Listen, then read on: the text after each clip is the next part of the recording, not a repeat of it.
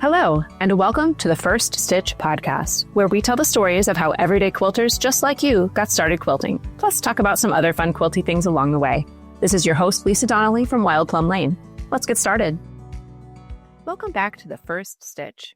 In this episode, we're going to meet Lana from Oklahoma, whose quilting story spans decades, moves, milestones, and a truly unforgettable Christmas finish. I think you'll love her story. Then we'll dig into a WIP-Finishing tip that I think is going to resonate with a lot of you. And we'll wrap things up with a product I genuinely love for giving your quilts a meaningful, lasting label.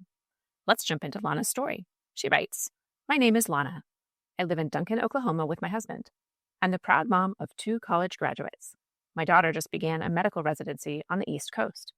My son lives closer to us and is looking for his first job in manufacturing engineering. Beyond family, I love to quilt. Been doing it for years. Now it's a stress relief for me.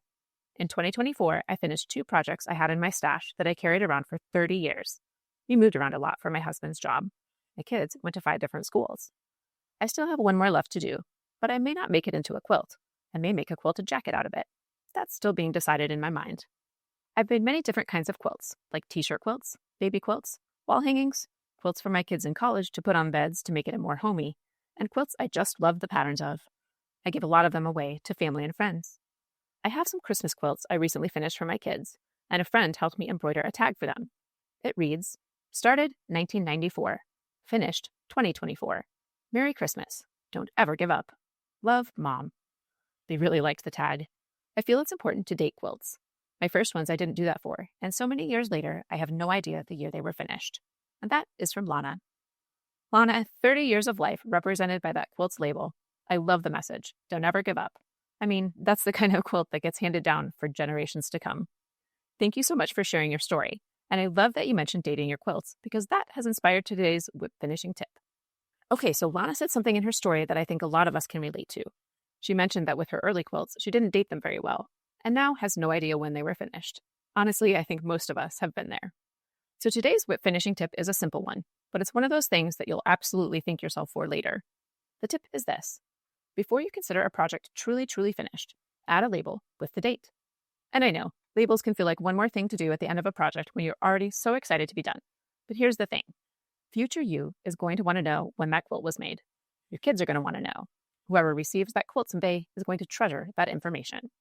So here are a few simple ways to make labeling easier so it actually gets done. First, add it to your finishing checklist. If you use a WIP tracking sheet or any kind of project list, add attach label as the final step.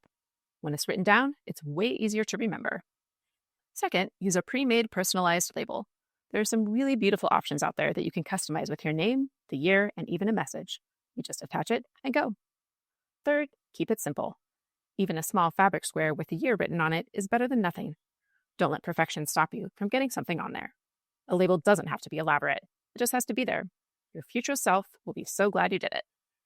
So speaking of labels, I have to share something I use because it fits today's tip so perfectly. I love Ever Emblem labels. I often create a personalized design and upload it to their website for printing and production, and they always come out perfectly. To make life even easier, you can personalize right on Amazon. We're talking your name, a date, a special message, whatever you want. They come out looking really polished and professional, and you can choose between sew-on and iron-on options. That way, you don't have to be a hand embroidery expert or even own any special equipment. You just peel, iron or sew, and you're done.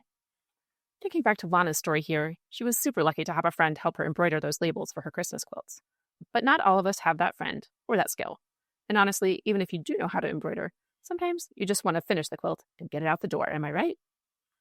Ever Emblem makes it really easy to place a meaningful label on every quilt without it feeling like a project in itself. Whether you're making a quilt for a grandchild, finishing a WIP you've carried for years, or gifting something special to a friend, your label can help give it that final finishing touch. I'll link to Ever Emblem labels in the show notes so you can check them out super easily. So that's a wrap for this episode. Thank you to Lana for sharing her story with all of us today and her great reminder that with any work in progress, don't ever give up. And if today's tip resonated with you, I want to encourage you to pull out your most recent finished quilt and check. Does it have a label? If not, now's the perfect time to add one. You don't have to go back and put a label on all of your finished quilts. Just start with one today. By the way, do you have a story to share? Every quilter has a beginning to their story, and we'd love to hear yours. Plus, over the years, you might have picked up tips or tricks you could share with others. It might inspire another quilter, so we want to hear about it. Share your personal quilting journey, your best project finishing tip, or your first stitch moment.